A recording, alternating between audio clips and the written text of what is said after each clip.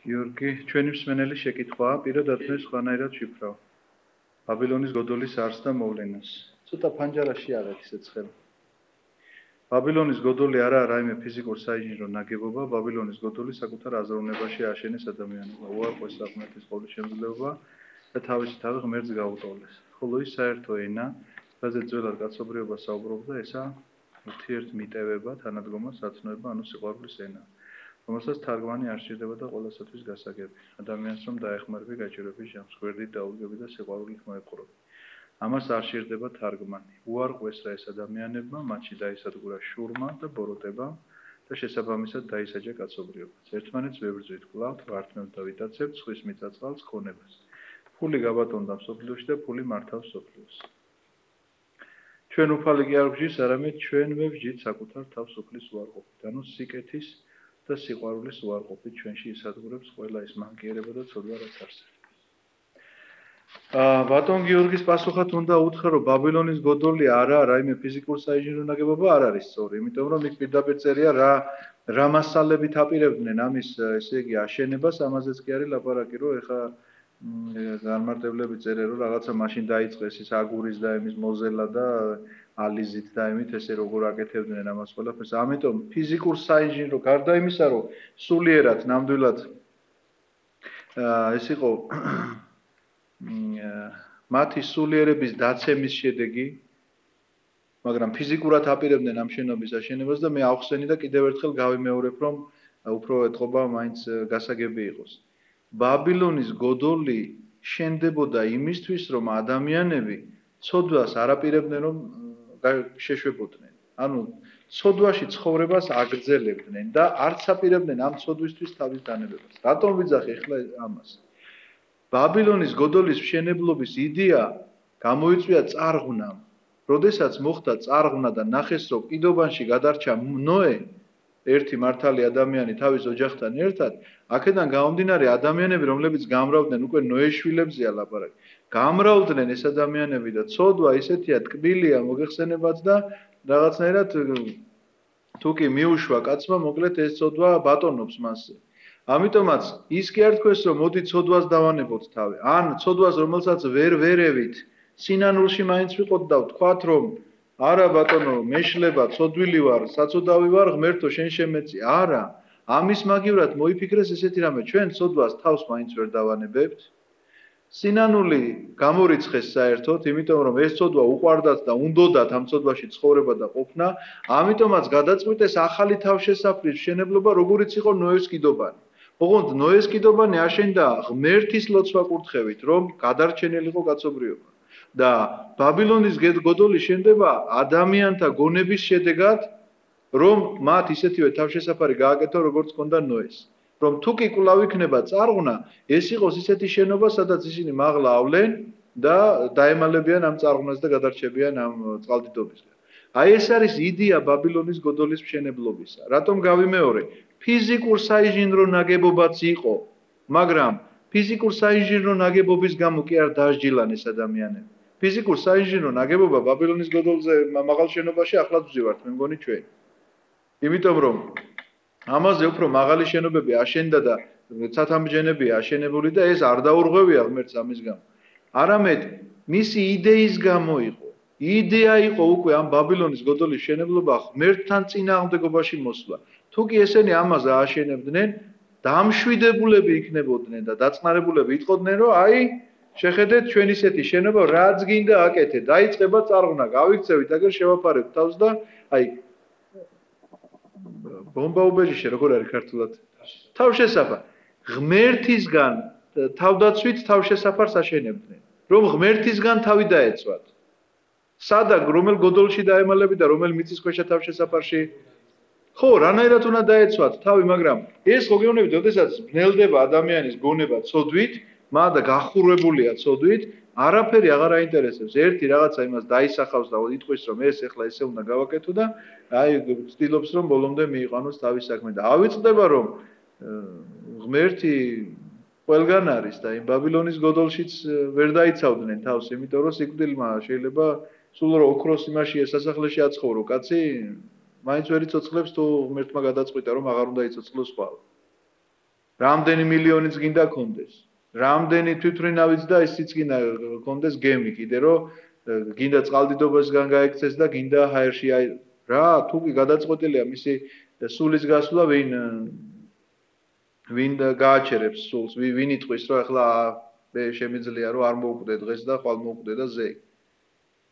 ამიტომ ესეთია ადამიანის დაბნელებული გონება. როდესაც ის იმას კი არ ცდილობს რომ რაც შევცოდე ეს მაპატიე ეს თქვას. ან ვეცდები რომ აღარ შევცოდო და ამაზე ვიმუშაოს კი არა. აი მეცოდვას გავაგრძელებ, მაგრამ როგორ დავემალო მერე ღმერთს.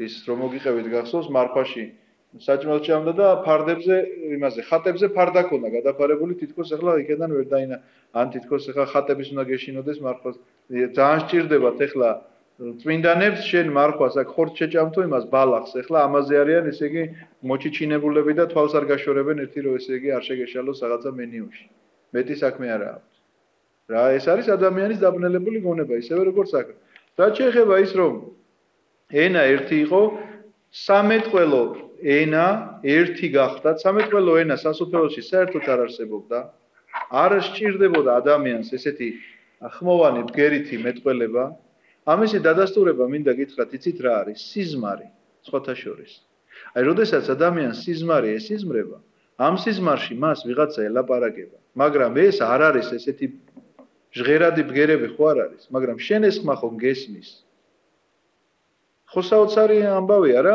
სიზმარში ერთი ადამიანი მეორეს ელოდა და შენ შეგიძლია მოყვე იმან რა გითხრა რა ხმაზე გითხრა ისიც შეგიძლია მოყვე გიყვიროდა გაბრაზებული იყო იცინოდა ეს ყველაფერი შეგიძლია მოყვე თუმცა კი რეალურად შენ ეს ხმა არ გესმოდა აი როგორც ეხლა ჩვენ ერთმანეთში მეტყველებთ როგორც ეხლა ჩემგან რაღაცა ჰაერის იმას არხევს რა ქვია და ბგერებად გამოიცემა და ესე მეტყველების ესეთი უნარი გვაქვს ჩვენ ესეთი უნარი არ სჭირდებოდათ სამოთხეში იმიტომ რომ აბსოლუტური განდობა იყო ღმერთის ნება ადამიანები ხვდებოდნენ და ადამიანების ნებას რა თქმა უნდა ღმერთი ყოველთვის ხვდება გულში რა უდევს კი არა და ხვალ რას იფიქრებს ისიც კი იცის უფალმა ამიტომაც ნახე მდგომარეობა ესეთია რომ სამეთყველო ენა მხოლოდ სოდვის დაცემის შემდგომ გაჩნდა მაგრამ ენა ერთი იყო გულისხმობ იმას რომ ვთქვათ აი ახლა როგორც არის ქართული რუსული და ბერძნული და ინგლისური ესე ცალ-ცალკე არ იყო ეს მხოლოდ ამის შედეგად გაჩნდა როდესაც დაიყო ეს ხალხი რომ აირივნენ ერთმანეთში რომ არ აშენებულიყო მოკლედ ეს ბაბილონის გოდოლი კარგით ჩვენ დღეს ვკითხულობთ მე-14 და მე-15 თავს იმედია რომ ორივე თავი უნდა მოვასწროთ მე-13 თავი თუ კი გახსოვთ თქვენ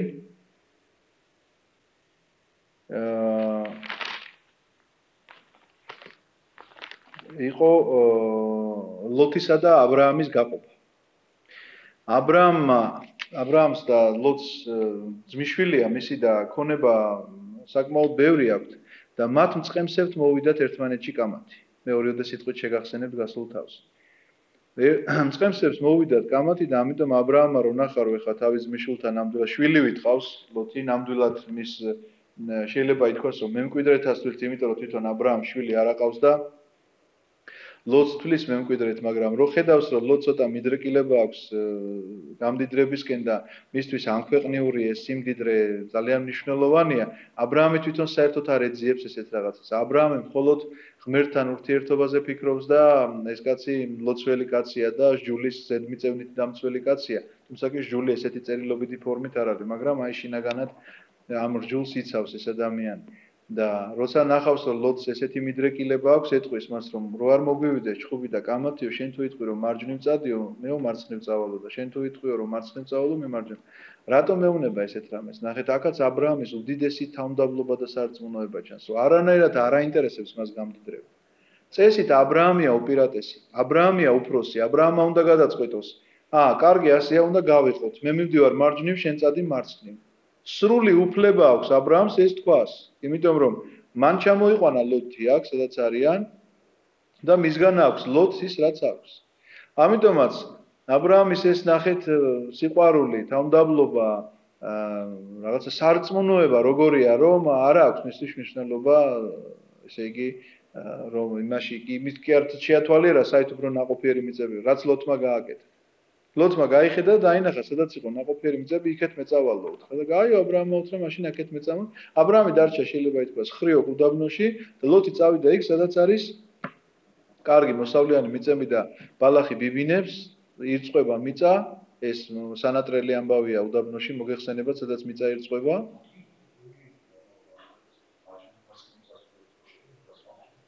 ესენი ხო ერთ ბანაკად ცხოვრობდნენ. ბანაკი უნდა გაყოფილიყო, ამაზეა ლაპარაკი შევმიხდი. აი როგორ იყო, ერთი ბანაკი ერთ ადგილას აქვს კაროეთ, მაგრამ უამრავი რო არის ეს საქონელი, ხო? იმას რო ძოვს ფართობი ხო დიდი სჭირდება. ამიტომ თუ კი გაიშლებიან, ჩათვალე რომ სუსტდება ეს ბანაკი. როდესაც დღეს თუ თქვა ერთად ვართ და რამე რო იყოს თავ მტერი რო დაგვესხას თავს 1000 მეომარი მყავს, ახლა თუ გავყოფ მე ამას 500 მჭირ, სუსტდება ჩემი ბანაკი, ბუნებრივია. მაგრამ ერთმანეთში თუ უთანხმოება გვაქვს, აი ეს უფრო ასუსტებს ბანაკს. ამიტომაც ეუბნება აბრაამი რომ შენი ბანაკი სხვაგან გადაიტანე და მე ჩემ ბანაკს რომ ერთმანეთთან შეხვედრა არ ქონდეთ ჩვენ წემსებს. რომ დღეს მე უნდა მოვაძოო და ხვალ შენ უნდა ამ მიწებს. ამიტომ ეუბნება რომ მოგწონს ეგ ნაყოფიერი მიწები. კი ბატონო, იყავი მაგ ნაყოფიერი მიწები, მაგრამ ჩვენ ნახოთ უკვე ხა ლოთის მდგომარეობას. ხომ აირჩევს ამ აბრაამთან ყოფნის ნაცვლად, წარმოგიდგენიათ? ამ ღვთის კაცთან ყოფნის ნაცვლად აირჩევს ნაყოფიერ მიწებს და შედეგად რას მიიღებს? იცით, ყველაფერს დაკარგავს. აბსოლუტურად ყველაფერს დაკარგავს. იმიტომ რომ როცა წავიკითხავთ ჩვენ შემდეგ თავებს, მე გამოჩნდება რომ აბრაამი აღარაფერი ქონება აღარ აქვს, როცა გამოდის ის სოდომ გომორი რომ უნდა დაიცვას, სოდომის და გომორის მიმდებარე ტერიტორიაა ეს. როცა გამოდის იქედან, არაფერი ცოლ-შვილი მოყავს მარტო, მეტი არაფერი, აღარც საქონელი ყავს, აღარაფერი აღარ აქვს. მაგრამ ეს იმიტომ შეგახსენეთ, რომ ეხლა ჩვენ მე-14 თავში უნდა წავიკითხოთ აბრაამი მაინც როგორი მიუხედავად იმისა, რომ ლოთი არ მოიქცა სწორად და რაღაცნაირად აწყენინა შეიძლება ისე თქვა მამობილს, ბიძას, აბრაამი მაინც როგორი ადამიანია, როგორ იცავს მას და როგორ პატრონობს და უფრთხილდება მიუხედავად იმისა, რომ ერთად აღარ ცხოვრობენ და ცოტა ნაწყენი შეიძლება უნდა ყოფილიყო, მაგრამ არანაირი წყენა აბრაამს არ აქვს. ნახეთ როგორ იწყება მე-14 თავი. მოხდა ისე, რომ შინყარის მეფის ამრაფელის დროს არიოქმა, ელასარის მეფემ, ქედარ-ლაღომერმა, ელამის მეფემ და თიდაყალმა, გოიების მეფემ ბრძოლა გაუმართეს ბერახს, სოდომის მეფეს, ბირშახს, გომორის მეფეს, შინაებს, ადმას მეფეს, შემებერს, ცებომოის მეფეს და ბადაყის, ანუ ცოღარის მეფეს. ეს სახელები ცოტა რთული სახელებია, თქვენ რომ არ შეგაშინო, უბრალოდ მინდა გითხრათ, რომ აქ რომ სიტყვა არის და სახელებური პირველი სიტყვა ამრაფელი, ამ ამრაფელზე არსებობს ესეთი გარდამოცემა, რომ ეს იყო სწორედ ის ნებროთი, ეს ამრაფელი და ნებროთი ერთი და იგივეა, რომელიც ბაბილონის მშენებლობას ედგა სათავეში. ანუ ბაბილონის იმპერია მან ააშენა და პირველი იმპერატორი შეიძლება ასეთი იყოს, ტირანი ადამიანი, რომელსაც გამოექცა სწორედ აბრაამი, იმიტომ რომ ქალდეველთა ურიდან, ური რა არის, გითხარით მაშინ ცეცხლია, როდესაც ამაზე ვლაპარაკობდით, გამოიქცა აბრაამი გამოვიდა და ეს ამრაფელი, ანუ იგივე ნებროთი ერთ-ერთი გადამოცემით არსებობს, რომ არსებობს ესეთი გარდამოცემა, რომ ეს სწორედ ეს პიროვნებაა, რომელმაც გადაწყვიტა, რომ ეხა დიდი იმპერია აქვს და რაღაცა გალაშქრება და გადაწყვიტა და ამ სოდომსა და გომორში, სადაც ნაყოფიერი მიწებია და სადაც შედარებით კარგად ცხოვრობს ადამიანები, გადაწყვიტა, რომ ესენი დალაშქროს. ამიტომაც შეუერთდებიან მას კიდე სხვადასხვა მეფეები, თუმცა კი არსებობს ასევე გარდამოცემა, რომ ეს არ არის ნებროთი და სხვა მეფეა, ეს არის ის მეფე, რომელმაც შექმნა პირველი კანონები. დაუწერა ხალხს რაღაცა კანონები და ეს იყო მათთვის ესე იგი კანონები, თუ სადაც სხვათა შორის გავს ძალიან ბევრ რაღაცაში, რომ კაცი არ უნდა მოკლა. ეგვიპტელებსაც აქვთ ესეთი კანონები, ამიტომ მოსე რომ სჯულს ღებულობს, არ გეგონოთ რომ რაღაცა მთლად უცხო იყო ეს საზოგადოებისთვის, იმიტომ რომ მათ უკვე იცოდნენ, რომ ესეთი კანონები არსებობდა, მაგალითად რომ კაცი არ უნდა მოეკლათ, არ უნდა ემრუშათ და არ უნდა ეღალატათ რაღაც ადამიანებისთვის, დაახლოებით ესეთი კანონები უკვე არსებობდა, იმიტომ რომ ყველა ადამიანშია, მიუხედავად ის წარმართია, მორწმუნეა თუ არა მორწმუნეა, ის რაღაცა ღვთაებრივი ნაპერწკალი, რომელიც მას სამოთხისეული მეხსიერებიდან თან მოჰყვება. ეს არის მისი სინდისის ხმა და ზუსტად იცის, რომ ეს აქციელი რაღაცა არ არის, ის არ აქვს მნიშვნელობა, რომელ მოძღვრებას ეკუთვნის, ყოველთვის ხდება და ეს სინდისხმა ეუნება სინდისხმა მას კარნახობს რომ ეს საქციელი რაღაცა არ არის კარგი საქციელი. ნუ ამას მოკლედ არ აქვს მნიშვნელობა ეს ამრაფელი ან ნებროთი ან არ არის, მაგრამ რადგანაც არსებობდა ესეთი ცნობა გამახსენდა და გითხარით. ყველან ესენი შეიკრიბნენ სოდომის ველზე, სადაც ახლა მლაშე ზღვაა, მოგეხსენებათ სოდომის და გომორის ადგილას, ახლა მკვდარი ზღვა არის იგივე მლაშე ზღვა. 12 წელიწადი ემორჩილებოდნენ ქედორლაღომერს და მე-13 წელს აღუდგნენ. მე-14 წელს მოვიდა ქედორლაღომერი თავისი თანამდგომი მეფებით და ამოწყვიტა რეფაიმში, აშთორეთ კარნაიმში, ზუზიელები ჰამში და ემიელები შავე კირიათაიმში და ხორიელები სეყირის მთებში ელფარანამდე, უდაბნოს პირას რომ მდებარეობს. უკან მობრუნებისას მივიდნენ ყენ მიშფათთან, აწინდელ კადეშთან და დაარბიეს ამალეკის მინდვრები და ამორეველნიც, ხაცონ თამარის მკვიდრნი. გამოვიდნენ, ეხლა აღწერა არის იმას, როგორ ლაშქრობენ, რომ იქ ირგვლივ ჩამოთვლილი ამ სოდომისა და გომორის ირგვლივ ჩამოთვლილი ტომებზეა ლაპარაკი, რომ ესენი სულ ყველანი დაარბიეს. გამოვიდნენ სოდომის მეფე, გომორის მეფე, ადმას მეფე, ცებომოის მეფე, ბელაყის ანუ ცოღარის მეფე და ბრძოლა გაუმართეს სოდომის ველზე. ქედორლაღომერს, ელამის მეფეს, თითყალს, ცებოიმის მეფეს, ამრაფელს, აი ეს რომელიც გითხარით სავარაუდოდ ნებროთია, შინყარის მეფეს და არიოქს, ელასარის მეფეს, ხუთმა მეფემ 4 მეფეს. სოდომის ველზე უამრავი ფისიშჭა იყო. ფისიშჭა იცით რაც არის? აი კუპრი რო ესეთი პატარა ჭებია და თუხთუხებს ეს შავი მასა. და ჩვენთან იმაში რა ქვია, გურიაში კუპრს ეძახიან. ამას რაღაცა სამკურნალოდაც იყენებენ მოტეხილობებზეც ადებენ ხოლმე. ბატონო? ცხელი ტალახია, ხო, რაღაცა, მაგრამ თლად ტალახიც არ არის, როგორც თითქოს რაღაცა ნავთობიურევიაო, შიგნითო დაახლოებით ესეთია.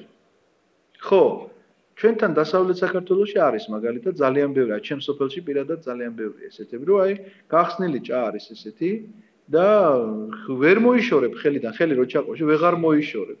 ცხიმოვანია, ხო, ძალიან ცხიმიანი. სამკურნალო თვისებები აქვს, მე მახსოვს, რომ მოტეხილობებზე იყენებდნენ ამას. მაგრამ ჩვენთან ახლა ესეთი დიდი ჭები არ არის კაცი რო ჩავარა. ფეხი შეუძლება ჩაუვარდეს, მაგრამ არც ღრმა არ არის და არც ესეთი დიდი არ არის, რომ კაცი ჩავარდეს და ვეღარ ამოვიდეს იქიდან, ეგეთი არ არის, მაგრამ აქ როგორც ჩანდა დიდი იყო და ნახეთ რეები წერია. სიდიმის ველზე უამრავი ფისიშჭა იყო. უკუიქცნენ სოდომისა და გომორის მეფები და შიგ ჩაცვიდნენ და დანარჩენები მთებს შეეხიზნენ. ეხლა ძალიან საინტერესო ამბავია, რომ ჯერ თვითონ სოდომისა და გომორის მდგომარეობა ჩვენ ვიცით ვინც არიან. ესენი არიან კაცები, რომლებიც რაღაცას ქალობენ და ქალები, რომლებიც კაცობენ და ნუ რაღაც ვერ გაირკვევა. ყველაფერი აღრეული. როგორ შეიძლება ახლა ესეთმა ადამიანმა ომი დღეს თანამედროვე საზოგადოებაში რომ დაიწყებენ, რომ აი როგორ შეიძლება იყოს ეს სრულფასოვანი მოქალაქე? რას ნიშნავს სრულფასოვანი მოქალაქე? როდესაც შენს მოვალეობას ასრულებ. როდესაც შენი პროფესიით გიყვარს შენი პროფესია, გიყვარს შენი სამშობლო და პატიოსნად ამას ყველაფერს ემსახურება. ეხლა ვიღაცა გეტყვის რომ ეს ყველაფერი კარგი, მაშინ რა შუაშია ზნეობა? როგორ არ არის ზნეობა შუაში?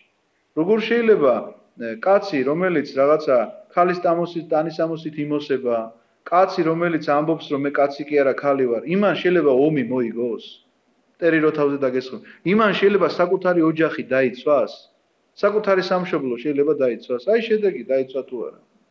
ძალიან დიდრები არიან, ძალიან კარგად არიან, ზნეობა არ გააჩნიათ, სამშობლოს ვერ დაიცავენ ესეთი ადამიანები. ამიტომაც აგებენ აი ამ ომს. და გარბიან და მთებს შეეხიზნებიან და უამრავი ამ ფისიშჭაში ჩაცვიდებიან. ხელთ იგდეს სოდომისა და გომორის მთელი ქონება, მთელი მათო სარჩო საბადებელი და წავიდნენ.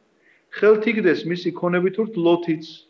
იმათ რა იციან ახლა ვინ არის, აგერ ნახეს რომ აგერ კაცი არის მშვენივრად დიდარი საქონელი ყავს სამი და მოკიდეს ამ ლოთს ხელი თავისი ქონებით და წაიყვანეს ტყვეთ. აბრაამის ძმისწული სოდომში რომ ცხოვრობდა და წავიდნენ. მოვიდა ერთილ ტოლვილი და ამბავი მოუტანა აბრაამ ებრაელს. მაშინ იგი მუხნარში ცხოვრობდა, რომელიც ამორეվել კაცს მამრეს ეკუთვნოდა, ეშქოლისა და ანერის ძმას. ესენი აბრაამის მოკავშირენი იყვნენ. ეს სახელები იმიტომ არის დასახელებული, რომ აბრაამი ეხლა ამ ხალხს დაიქირავებს და წაიყვანს საომრად. ამიტომაც დაასახელა, რომ მამრეს ეკუთვნოდა ეს ტერიტორია, მაგრამ ეშქოლისა და ანერის ძმა, ანუ ეს სამივე ძმა თელ ჯარს შეკრებენ და ერთად წავლენ აბრაამთან საბრძოლველად. მაგრამ მათი მიზანი მე გეტყვით ისე რაც არის. არ გეგონოთ რომ ესეთი პატრიოტები არიან და ეხლა აბრაამის გულისთვის თავის დადებას აპირებენ. ისინი პირდაპირ ამას ფიქრობენ. აბრაამი აქ შეკრებს 318 კაცს.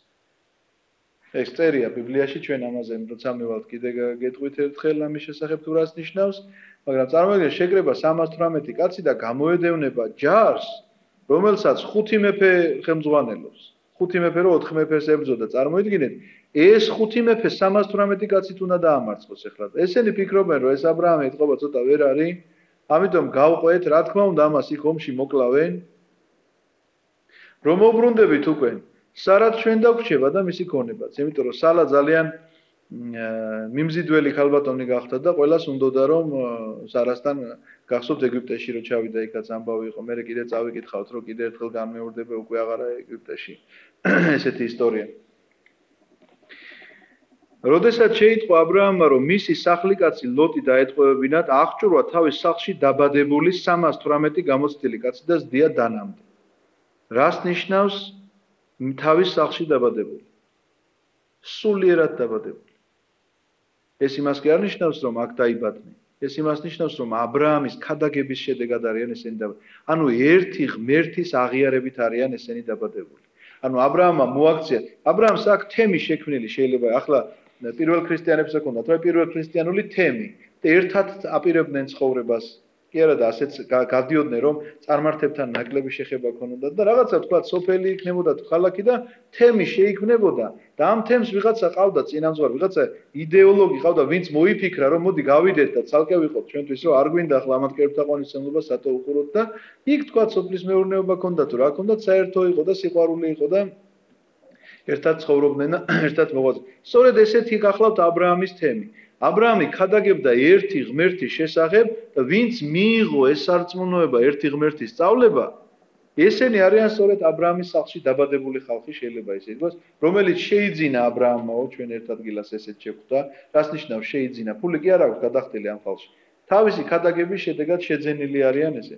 318 გამოცდილი კაცი, 318 ეს ციფრი ძალიან მნიშვნელოვანი გახლავთ, იმიტომ რომ 318 წმინდა მამა იყო პირველ მსოფლიოს საეკლესიო კრებაზეც.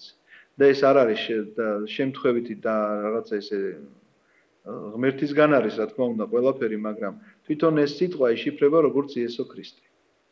და ესენი ხო წარმართი მეფეები არიან. ესენი არიან წარმართები, გაუგუღმართებულია მათი ცხოვრება თუ ზნეობრივად თუ რელიგიურად, იმიტომ რომ ადამიანი, რომელიც კერპთაყვანის წემელია, ამაზე დიდი გონების დაბნელება საერთოდ რა შეიძლება იყოს. და სინათლე რამაც შეიძლება შემოიტანოს ამ გონების დაბნელებაში გახლავთ სწორედ იესო ქრისტე. ანუ ეს 318 ამ შემთხვევაში როგორც პირველ მსოფლიოს საეკლესიო კრებაზე სწორედ ესეთი მდგომარეობა იყო, რომ ქრისტეს მოუნდომეს რომ დაეკნინებინათ, რო ეთქვათ, რომ ის იყო დრო, როდესაც არ არსებობდა ქრისტე. არიოზის თვალებრივ სხვა კი არაფერი. არიოზე ამბობდა ამას, რომ იყო დრო, როდესაც ქრისტე არ იყო. ანუ დროში თუა შექმნილი, მაშინ ღმერთი როგორ გააქვს. ანუ უფრო იქეთკენ მიდიოდა ეს თემა, რომ კაცი განეღმრთო და არა ღმერთი განკაცდა. ხვდებით რაზეა ლაპარაკი. კაცი განეღმრთო და არა პირიქით და ჩვენ პირიქით ვამბობთ, რომ ღმერთი რომ განკაცდა, ეს არის მთელი დიდებულება. ეს არის მთელი საიდუმლო და ეს არის მთელი ჩვენი გამოხსნის და საწყისი.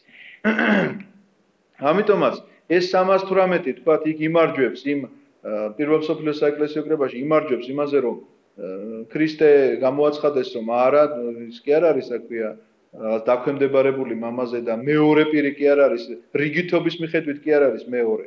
თქვათ მამა ზედა სულიწმინდა რომ ამბობ ჩვენ ამას იერარქიულად ვასახელებთ, თორე ის იმას კი არ ნიშნავს რომ მამა პირველია და მერე ქრისტე იყო და მერე სულიწმინდა იყო. არა, ეს დროში საერთოდ არ განიხილება.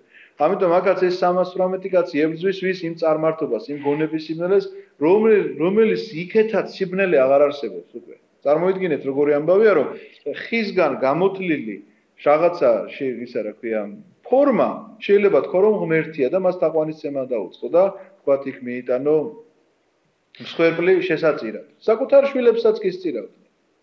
ხო, ნუ ესეთი გაუგუღმართება, ესეთი გონების დაბნელება. თუმცა კი მინდა გითხრათ პატარა ისტორია, საიდან წარმოიშვა მაინც წარმართობა. აი როგორი იყო ეს დამოკიდებულება, რომ როგორ ახლა ადამიანი ესე გაიღვიძა ხელას და გამოთალა რაღაცა ხბოდა, თქვა რომ ეს ან მზეს და თვარესო დაუწყო თაყვანისცემა. არა. სინამდვილეში ეს ამბავი არის ესე რომ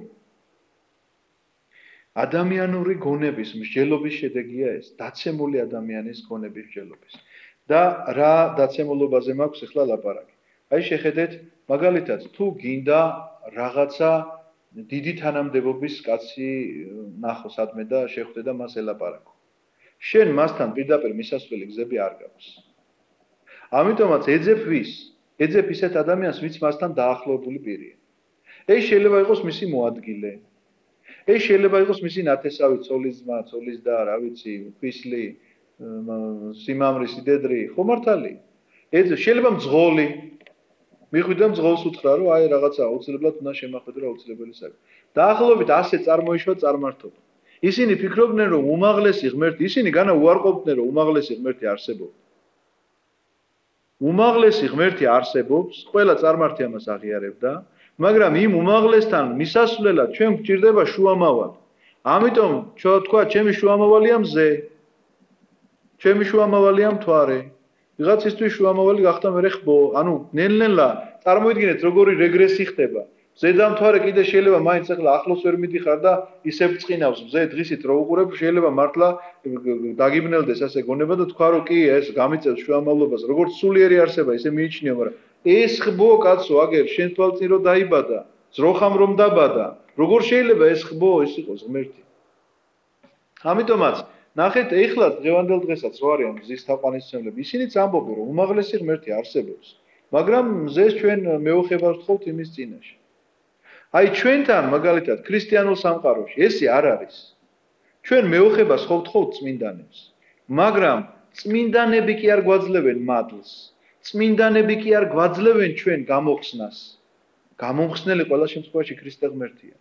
ღმერთია მადლის მომნიჭებელიც, გამომხსნელიც და შენი ლოცვების შემსმენელიც. მაგრამ წმინდანს რომ მეუხებას თხოვ, ანუ ნამდვილი შუქის წყარო არის ღმერთი. და ამ შუქის გამტარი არის შენთან წმინდანი.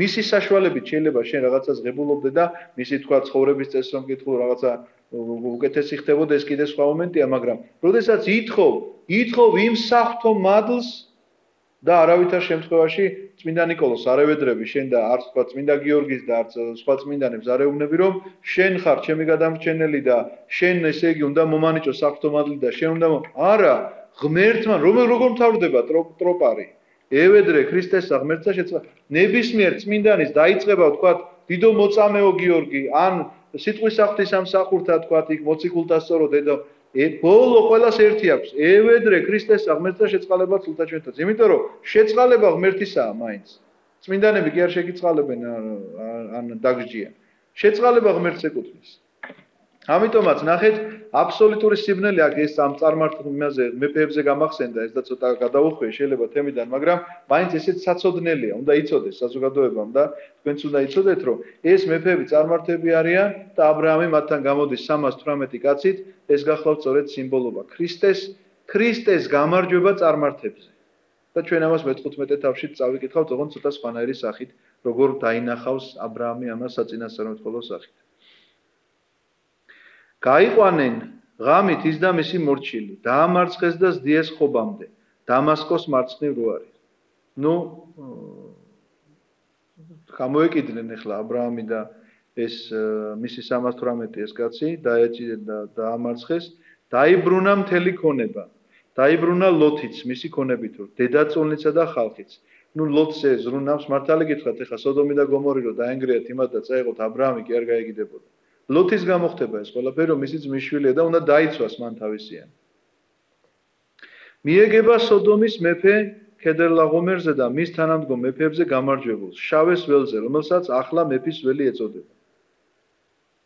ხოლო მელქისედეკმა აიხლა ჩდება ძალიან საინტერესო ერთი ამბავი ბიბლიაში, რომელიც არის საიდუმლოებით მოცული. ხოლო მელქისედეკმა სალემის მეფემ, სალემი რა არის, იცით, იერუსალიმი. გამოუტანა პური და ღვინო, ის იყო უზენაესი ღმერთის მღვდელი. ჩვენ ვამბობთ, რომ ა ブラ ამია მხოლოდ იმ საზოგადოებაში მართალი კაცი, მაგრამ აღმოჩნდა, რომ თურმე კიდევ ვიღაცა ყოფილა.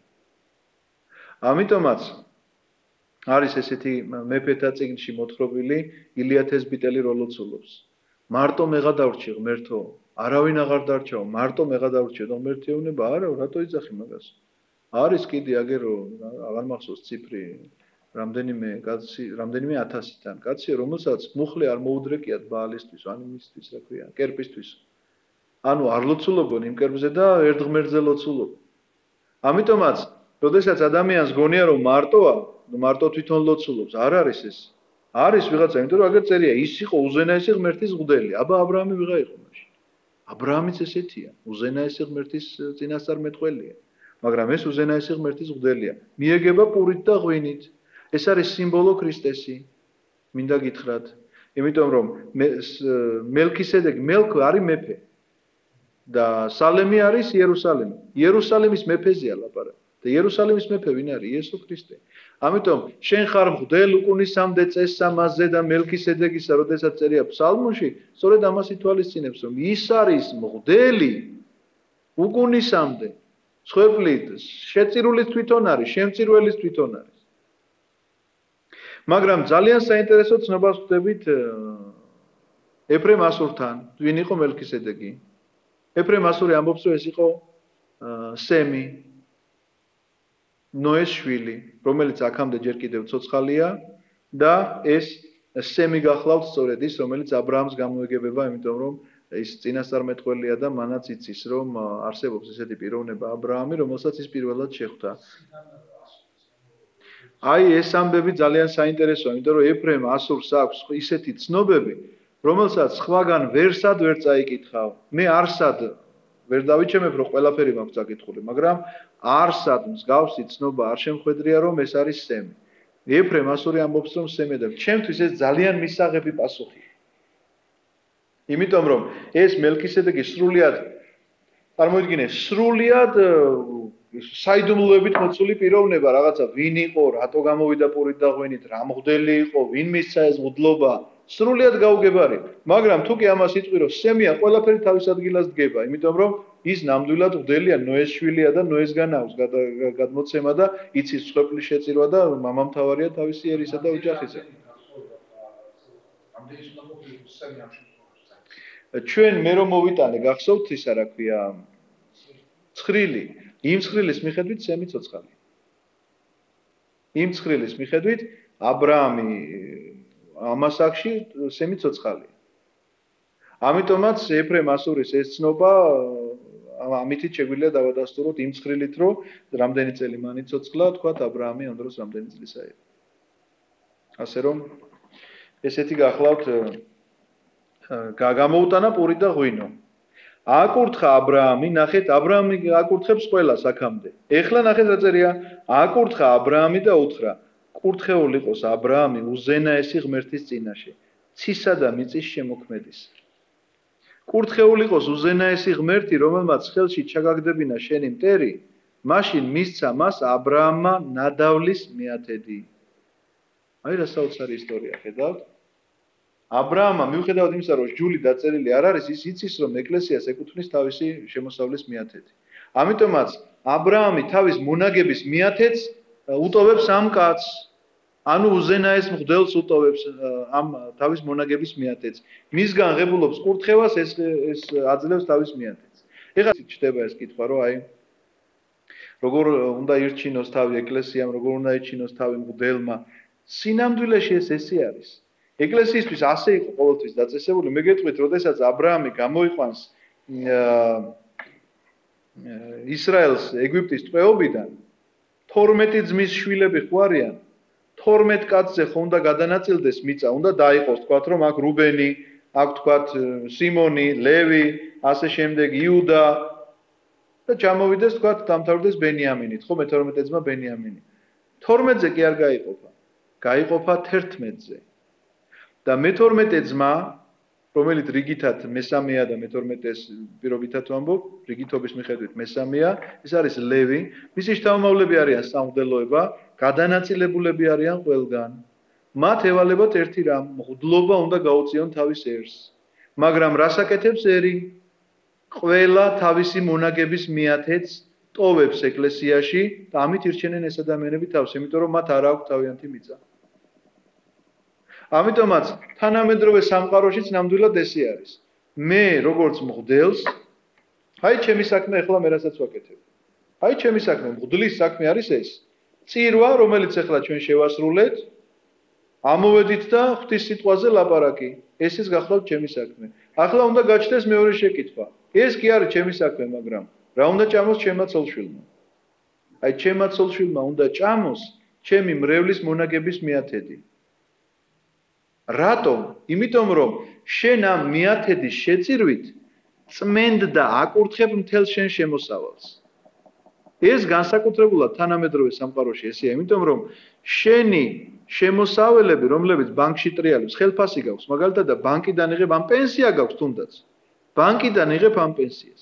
მაგრამ შენ სანამ ამას ბანკიდან აიღებ, შეიძლება ეს ფული ვიღაცას მაშინ აქვს რა ქვია ნარკობიზნესში დატრიალებული და ვიღაცას ყაჩაღობით და ვიღაც, მაგრამ ბანკმა ხო არ იცის ესა, იქ შეიტანეს, შევიდა ეს ფული და ტრიალებს აქედან აღებული, შენ მოგეცი იქედან გამოვებში, იმას მივეცი და ესეა ხო გადანაწილებული საბანკო საქმის ახსნას არ დავიწყებ ახლა.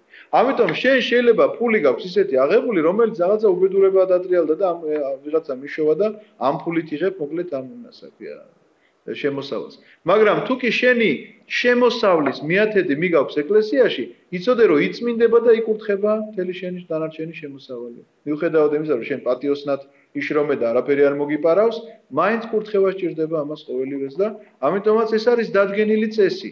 აბრაამი ამ წესს მიუხედავად იმისა, რომ ჯულში ჯერ დაწერილი ეს არ არის, ასრულებს ეს ადამიანი ამ ყოველივეს, რომ მიათედი შესწირა უზენაეს მღვდელს. უთხრა სოდომის მეფემ აბრაამს, მომეცი ხალხი და ქონება შენთვის დაიტოვე. ანუ ეს სოდომის მეფე, რომელიც გაქცეულები იყვნენ ამ თაშიეხისდენა რო წერია, ობრუნდნენ ახლა და ხედავენ, რომ აბრაამმა დააბრუნა ეს ყველაფერი, მოიგო ეს ომი. და ეუბნება, რომ ჩემი ხალხი მე დამიბრუნეო და რაც წაართვ იმათ, ანუ გაძარცული ხო ქონდათ ეს ორი ქალაქი. რაც წაართვ იმას მთელი ქონება შენი იყოს. აი ახლა ვნახოთ აბრაამის პასუხი. უთხრა სოდომის მეფეს აბრაამმა, უზენაეს ღმერთს ვფიცავ, ცისა და მიწის შემოქმედს. თუ ძაფი ან ფეხსამოსის თასმა ავიღო იქედან, რაც შენ გეკუთვნის. არ გათქმევინებო, მე გავამდიდრეო აბრაამ. ნახეთ, აბრაამს ერთი ძაფი და ფეხსაცმლის თასმასაც არ აიღებს, იმიტომ რომ იცის, რომ ეს ცოდვილი ხალხის არის. ამიტომაც ეს შეკითხვა ძალიან აქტუალურია დღევანდელ დღეს, რომ შეიძლება თუ არა, მაგალითად ვიღაცამ გაძარცვა ქალაქი უკაცრავად, ვიღაცამ გაძარცვა პენსიონერები, ვიღაცამ გაძარცვა ბანკი და მოვიდეს და ტაძრის აშენება უნდადეს და შენ ამაზე თანამ კი ავაშენოთ აქ ტაძარი. ერთი მასრაში სჭირდება ამ ტაძრის აშენება, რომ ამ ტაძრის აშენებით გამოისყიდეს ახლა იმდენი ხალხის ტირილს და ვაებას და შიმშილს, ვინც მან გაძარცვა, რა თქმა უნდა არა. ამიტომაც პირადად შენ თუ გადაწყვეტს რომ რაღაცნაირად ეს თახო შენც თავი უნდა შეიკავო ამ ყველაფერს. იმიტომ რომ ცოდვით ნაშოვნი ფული არ შეიძლება, აი აბრაამი ესეთი პიროვნება. ამიტომაც არის აბრაამი გამორჩეული. აბრაამი მიუხედავად იმისა, რომ თანახმა ღმერთმა უთხრა, გავიდე ისეთ ხრიოკ უდაბნოში, არაფერი რო არ არის, მაგრამ დიდრდება კაცი, წარმოგიდგენიათ? ამიტომაც აბრაამი იმდენად მორწმუნე, რა არის მაინც აბრაამის რწმენა? რწმენა ეშმაკსაცაა. ღმერთი რომ არსებობს, ეშმაკმაც იცის. აქ რწმენაზე უფრო მეტი დაჯერება. ღმერთი რასაც ეუბნება, ანუ იმ ჯულს, იმ კანონს ერთი წამითაც არ ოხებს. და თვითონ როგორ არჩევანს აკეთებს, აქ ღმერთს კი არ ეკითხება ახლა, ავიღო, არ ავიღო. მაშინვე პასუხობს. არაფერი ძაფიც კი არ მინდა შენი. კაცი, რომელიც მამათმავლობაშია ჩაფლული მისი ქალაქი, მე იმის ძაფსაც კი არ ავიღებ. ეს არის აბრაამის პასუხი. ასეთი უნდა იყოს თანამედროვე სუფთა ადამიანი. ამაზე როგორ უპასუხებს ღმერთი, ჩვენ წავიკითხავთ მე-15 თავში. ნახეთ, თუ ძაფიან ფეხსაცმლის თასმა ავიღო იქიდან, რაც შენ გეკუთვნის. გარდა იმისა, რაც შეჭამეს მსახურებმა, რო გითხარით მამრე და ის ორი ძმა კიდე, რაც ჩემთან წამოსულებს ერგოც, ანუ რო იყვნენ ახლა იქ ერთი დღე ხო არ იყვნენ, სანამ იმას მისდევდნენ და დაეწივნენ და მერე კიდე იქ ომი მოუგეს იმათ ანერმა ეშქოლმა და მამრემ წაიღო თავთავიანთი წილიო. ანუ ამ სამ ძმაზე ამბობს, რომ ესენი ახლა წარმართები არიან, როგორც ის მეფეები რა. ამიტომ ამათმა აიღონ ეს წილი, რაც მათ ეკუთვნით, მაგრამ მე პირადად შენგან არაფერს არ ავიღებ. ერთ ძაფსაც კი არ ავიღებ. ეს გახლავთ მე-14 თავის დასასრული. ეხლა ვნახოთ მე-15 თავი როგორ იწყება. ამ ამბების შემდეგ უფლის სიტყვა გამოეცხადა ხილვაში აბრაამს. ნუ გეშინია აბრაამ. ნახეთ, ეს არის პირველი პასუხი აბრაამის მოქმედებაზე, როდესაც ამბობს. თუ ძაფიან ფეხსაცმელი ავიღო, ფეხსაცმლის თასმა ავიღო. ნახეთ, ის ხო ეუბნება, რომ ყველაფერი ქონება შენთვის და უზენაეს ღმერთს ფიცავ, ცისა და მიწის შემოქმედს. იცით რატო ამბობს ესე ცისა და მიწის შემოქმედს? იმიტომ რომ ისინი ამბობდნენ, რომ ცაში სხვა ღმერთია და მიწაში სხვა ღმერთიაო. ეს ეუბნება, რომ ერთია ღმერთი, ცისა და მიწის შემოქმედი, მას ფიცავ, თუ ძაფიან ფეხსაცმლის თასმა ავიღო. აქ ნახეთ როგორ იწყება, გამოეცხადა ღმერთი ეუბნება, ნუ გეშინია აბრაამ, მე ვარ ფარი შენი, დიდზე დიდი იქნება შენი ჯილდო. ანუ შენ იმათი ძაფით გეკუთვნოდა, იმიტომ რომ ომი შენ მოიგე, მაგრამ რადგანაც სოდვილის არაფერი არ გინდა, უფრო დიდი იქნება შენი ჯილდო. აი ეს გახლავთ, ეს არის აბრაამის საოცარია. აბრაამის ცხოვრება არის საოცარი რა.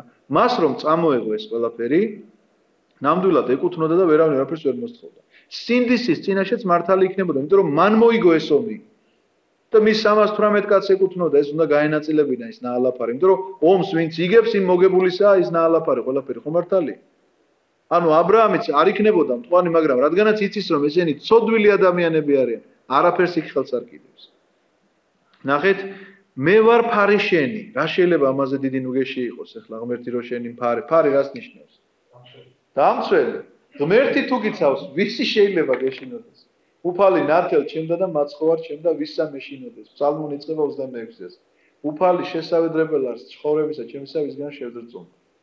თუ შენ ღმერთი გიცავს, შენ წინააღმდეგ ვინც გინდა ის იყოს. რა პრობლემა? არავით არ. მაგრამ ნახეთ რას ეუბნება აბრაამი. უთხრა აბრაამმა, უფალო ღმერთო, რა უნდა მიბოძო? უშვილოდ გადავდივარ, ჩემი სახლის მოურავი დამასკოელი ელიაზარიაო. რას ნიშნავს აბრაამის ეს სიტყვები? იცით რომ აბრაამს ქონება საერთოდ არ აინტერესებს. აბრაამი არის ღმერთთან აი როგორ განდობილი ადამიანია რა და აბსოლუტურად ღმერთზე მოფიქრალი კაცი. ამიტომაც ის ფიქრობს რომ მას შთაომავლობა უნდა გაუჩნდეს, რადგანაც იცის რომ ამ შთაომავლობაში მხსნელი უნდა დაიბადოს. მხსნელის მოლოდინშია. ჩვენ ქრისტიანებს არ გვაქვს ეს განცდა.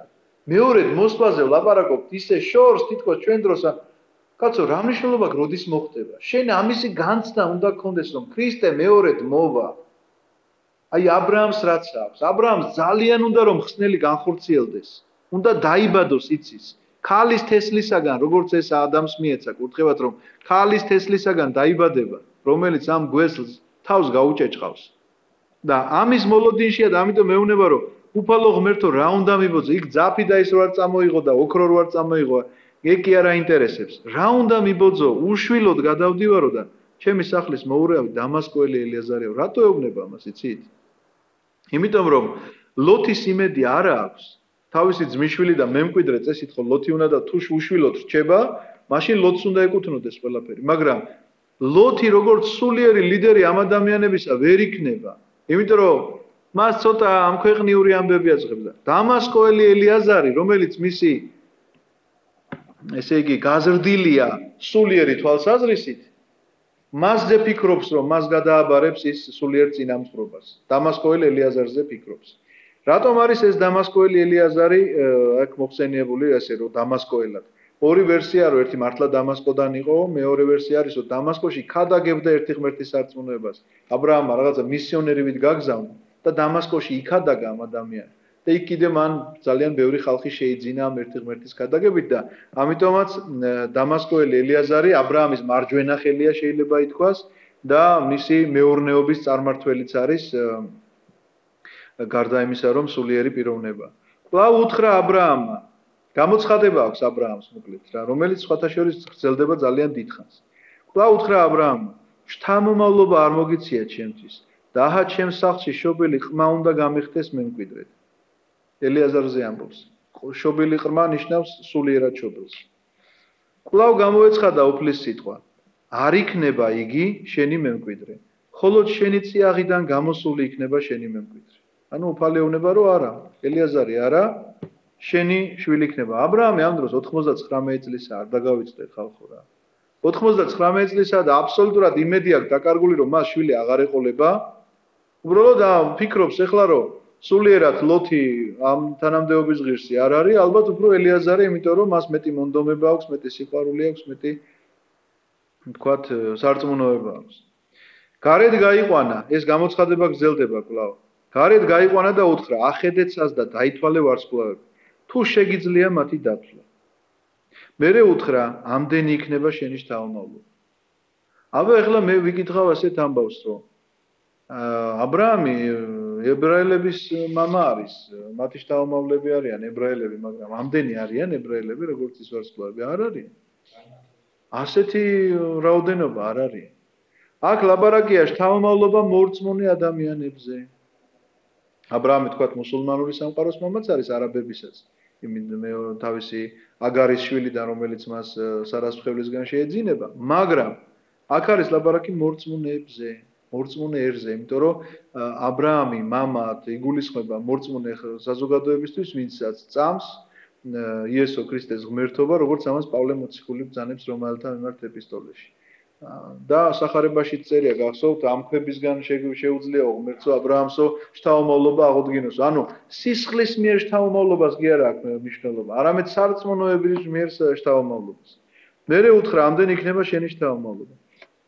ერწმუნა უფალს, ხოლო მან სიძველეში ჩაუთვალა ეს. აი ამ მოხს იმეორებს პავლე მოციქული რომელთა მიმართ ეპისტოლეში, რომ რწმენა ა ბ რ ა მს ღვთისა და სიძველეში ჩაუთვალა ეს ნიშნავს იმას, რომ ცოდვების მიტევება მიიღო. რას ნიშნავს ეს სიტყვები? რწმენა ა ბ რ ა მს ღმერთს. ერთია რომ აქამდე არ წამდა ღმერთის. რუსულად ძალიან კარგად გამოითქმის ეს ამბავი, ვერა და დავერია. ხვდებით? ერთია რომ წამს და მეორეა რომ დავერია იქნება ალბათ მინდობა. ანუ ერთია რწმენა, რომ მე მჯერა რომ ღმერთი არსებობს, მაგრამ მეორეა მინდობა, რომ მე მინდობილი ვარ ღმერთზე, რასაც მეუბნება ზუსტად იმის მჯერა და იმას ვასრულებ. ეს მინდობა გახლავთ სწორედ ცოდვათა მიტევების დასაწყისი, სხვა კი არაფერი. განა ის რომ ადამიანი კვლავ ცოდვას აღარ ჩაიდენს. რატომ ლოცულობს ადამიანი? იმიტომ რომ ფარად ყავდეს ღმერთი ცოდვასა და მას შორის. თორე სანამ რაღაცას ლოცვაში ითხოვ ღმერთმა, იქამდე იცის შენ რის თხოვნასაც აპირებ. მაგრამ რომ ცოდვაში ფარად აგეფაროს, სწორედ ამიტომ ლოცულობ ადამიანი. ამიტომაც ლოცულობ, რომ ეს მინდობა მოიპოვო, რომ მარტო ისე კი არ გადაწყვეტა, ხა ასე ვფიქრობ, ასე ვიზავ და ისე ვფიქრობ. არა, ნეტარ არის კაცი, რომელიც დღედაღამ გამოეძიებს ჟულსა უფლისასა. რას ნიშნავს ჯულის გამოძიება? რომ დღედაღამ გაინტერესებს რა არის ღვთის ნება, რომ იყო მინდობილი ამ ღვთის ნებაზე. თორე ღმერთის არსებობისა ეშმაკსაც წამს და ადამიანზე უფრო მეტად. ადამიანს ხანდახან შეიძლება ეჭვი შეეპაროს, ნეტა მართლა არსებობს თუ არაო და ეშმაკს ეჭვი არასდროს არ შეეპარება, იმიტომ რომ ზუსტად იცის რომ ღმერთი არსებობს. მაგრამ რა არა აქვს? მინდობა, ანუ დაჯერება. არ უჯერებს, მის საწინააღმდეგოდ მოქმედებს. და ვის ემსგავსება ადამიანი, რომელიც ღმერთის საწინააღმდეგოდ მოქმედებს? რა თქმა უნდა ეშმაკს. ამიტომაც რწმენის გარდა ჩვენ გვჭირდება დაჯერება, ანუ მინდობა, რასაც ღმერთი იმსახურებს. უთხრა: "მე ვარ უფალი, რომელმაც გამოგიყვანე ქალდეველთა ურიდან, რომ დასამკვიდრებლად მოგცე ეს ქვეყანა." უთხრა ა ბ რ ამმა: "უფალო ღმერთო, როგორ მიხვდე რომ დავემკვიდრებ?" ეხლა ამას ეკითხება რატომ, იცით რომ იქედან რომ გამოგიყვანე ქალდეველთა ურიდან, ჯერ ვარსკვლავები აჩვენა და ნახეთ ვარსკვლავებს ესე ცალკე აჩვენებს. აჩვენებს ამ ვარსკვლავებში იმ ნათობ მორწმუნე საზოგადოებას ხედავს, რა თქმა უნდა, ა ბ რ ა მი, რომელიც მის შთამომავლობაში სულიერ შთამომავლობა, იმიტომ რომ დამასკოელი ელიაზარი მისი შვილი კი არა, მაგრამ სარწმუნოების შვილია. და ასეთი სარწმუნოების შვილებს ხედავს, რომ ასეთი სიმრავლე იქნება მისი სარწმუნოების შვილობისა. უთხრა ა ბ რ ამმა: "უფალო ღმერთო, როგორ მიხვდე რომ დავემკვიდრებ?" უთხრა: "მომიყვანე 3 წლის ხბო, 3 წლის თხა, 3 წლის ცხვარი, ბრიტი და მტრედის ხუნდი. აიღო ეს ყველაფერი, შუაზე დაახლიჩა და ერთმანეთს მიუწყო ნახლეჩები, ოღონდ ფრინველები არ დაუხლიჩავს." რას ნიშნავს ახლა ეს? სიმბოლურია ძალიან. ხბოც, თხაც და ცხვარიც წარმართულ სამყაროს მოასწავებს. ბრიტი არ მოასწავებს წარმართულ სამყაროს, იმიტომ რომ ეს ფსალმუნებში ჩვენ ესე გვხვდება, რომ იმაში ქებათაშია, რომ ისრაელს მიმართავს, რომ შენ ხარ ჩემი ბრიტი. რაღაც ესე ეფერება საკუთარ შვილს, ღმერთი ამ შემთხვევაში ისრაელს. ამიტომაც ეს გახლეჩა, როცა ის არ გაიხლიჩა ფრინველი და გაიხლიჩა მხოლოდ ეს ცხოველები, ნიშნავს იმას, რომ ეს წარმართული სამყაროა, სხვადასხვა წარმართულ სამყაროს სიმბოლოდ გულისხმობენ ამაში.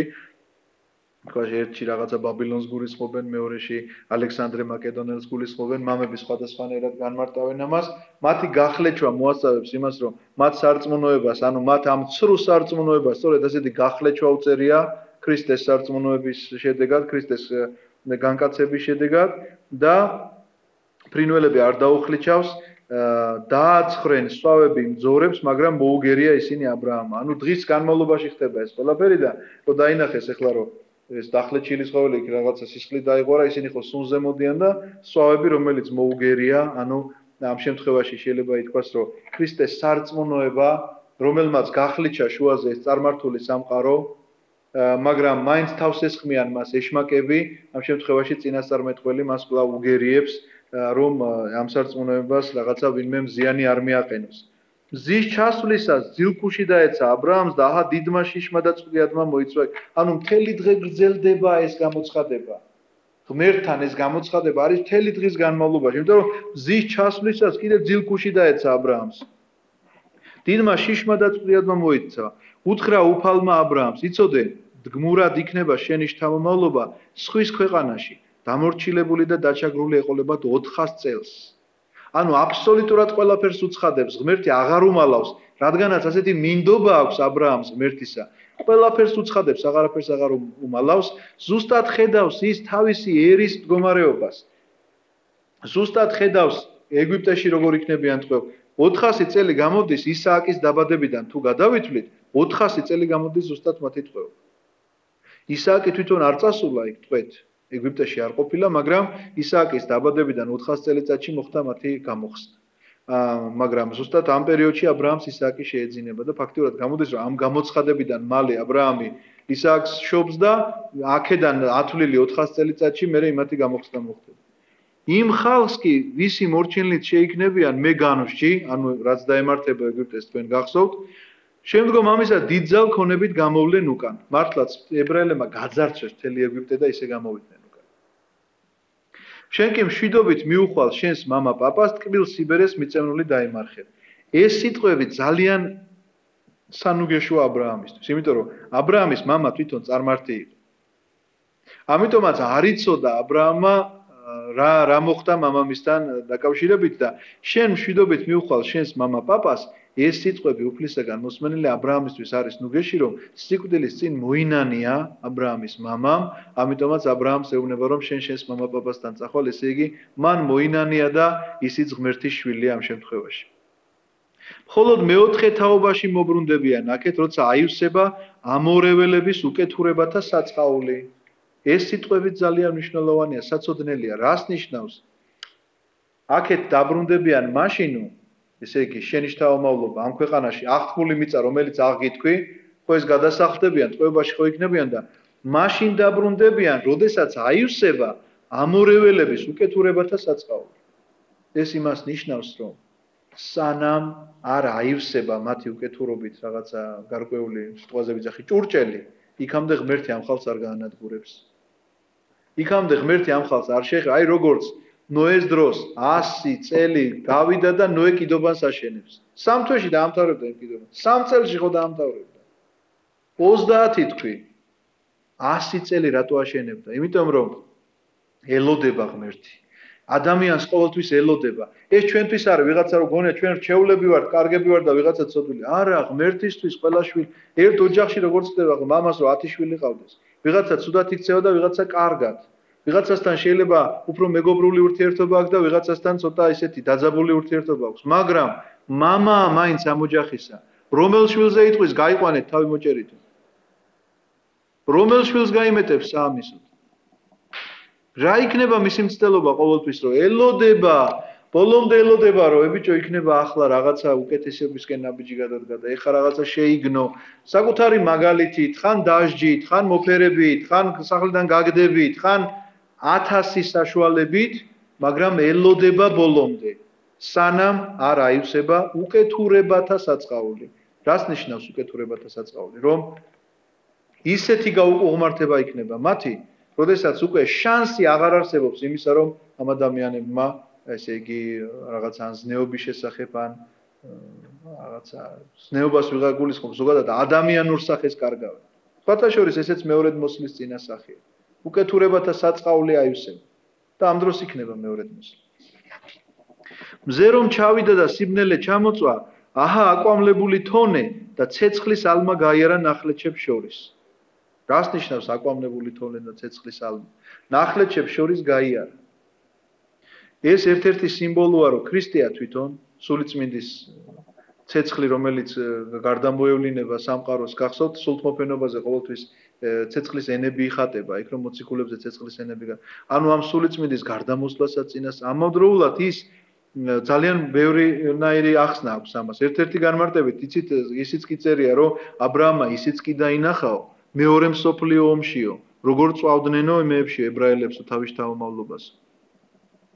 ანუ ერთ-ერთ თანამედროვე მამას ესეთი რამეც კი უწერია, რომ აბრაამმა ესეც კი იხილა აქ, როდესაც ცეცხლმა გაიარა ამ სხვერპლს შორის, თუ რა ტანჯვა მოელის მის თავმავლობას, იქ თქვა პირდაპირ ანა თქვა მე 400 წელი რომ მასში იქნებიან მონობაში, მაგრამ ისიც რომ თქვა ისინი თქვა რას ჩაიდენენ, რის გამოც სამშობლოს დაკარგავენ, ტოლვილები იქნებიან 20 საუკუნე სამშობლო არ ეღირსება და ის რომ მეორე მსოფლიო ომის დროს ჰოლოკოსტი თუ რა ქვია კაცო იმას ცეცხლი რო ქონდათ ანთებული და ებრაელებსო წვავდნენ როგორც შეშად იყენებდნენ ამ ადამიანებს და ესეც კი დაინახა.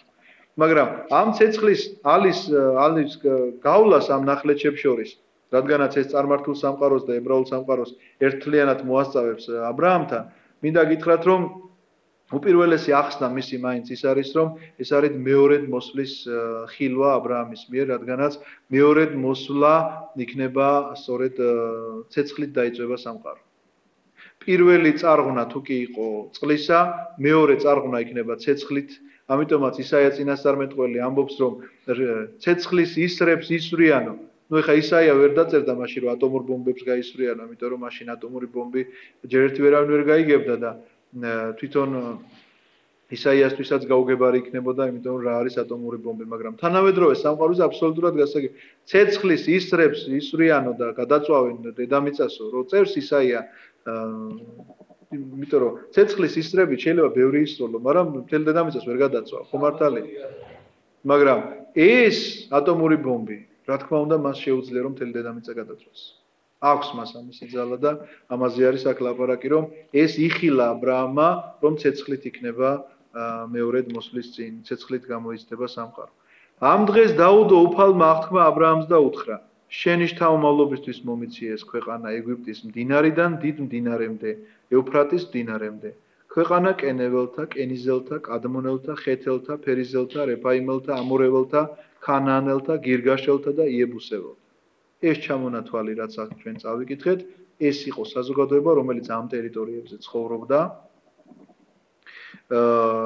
ეგვიპტის მდინარიდან ეუფრატის მდინარემდე, რატომები ცხოვრობდნენ, მათი ჩამონათვალია, მაგრამ ჯერჯერობით მათი უკეთურებათა საწყავლი არ არის ავსებული, ამიტომაც ეს ადამიანები აგრძელებენ ცხოვრებას და როცა აივსება, ანუ როდესაც დადგება ამისი დრო, ერთი ამას წინასწარ ხედავს, თუმცა კი 10 თვის ბოლომდე ადამიანს, ამის შემდგომ უკვე აბრაამს მიეცემა ეს მიწა, ანუ შენი იქნება ეს ყველაფერი და შენგან გამომავალი, ესე იგი, შვილისგან გამრავლდება ეს ყველაფერი, ეს არის აბრაამის აღთქმა. ჩვენ მე-15 თავი დავამთავრეთ, ეს ძალიან საინტერესო თავებია, მინდა გითხრათ, იმიტომ რომ აბრაამი მართლაც განსაკუთრებულია, შეიძლება ითქვა ძველი აღთქმის მამამთავრებს შორის, რომ ეს ერთი კაცი როგორ მოფიქრალია, აი ღმერთზე მოფიქრალია დღე და ღამე. ღვთის სჯულზე, ღვთის ნების გამომეძიებელი. სხვა მეტი არაფერი არ აინტერესებს. აი სიმდიდრე იკარგება, აგერ დიდის გამდიდრების საშუალება, იმიტომ რომ რაღაცა ხო აქვს 10 იმდენი შეუძლია, აგერ ერთი ხელის მოსმით აიღოს, იმიტომ რომ თან ისე კი არა რომ იღაჩაღოს, უბრალოდ ეკუთვნის. ომი მოიგო და ამიტომ არ აინტერესებს არაფერი ერთის გარდა. ხსნელი. ისევე უნდა იყოს თანამედროვე სამყარო. არაფერი რა უნდა გაინტერესებდეს გარდა ერთისა. ეს არის ქრისტეს მეორედ მოსვლა. ეს არ ნიშნავს იმას, რომ არაფერი არ გაინტერესებს, ოჯახს არ მიხედო და წელს და შენი საქმე არ აკეთო, მაგრამ შენი მთავარი საზრუნავი ეს უნდა იყოს. და სხვა ყველაფერი მეორე ხარისხოვანი, როგორც არის სიმდიდრე, თანამდებობა, კარიერა, გვარიშვილობა და ასე შემდგომ. ამინ. დავამთავროთ.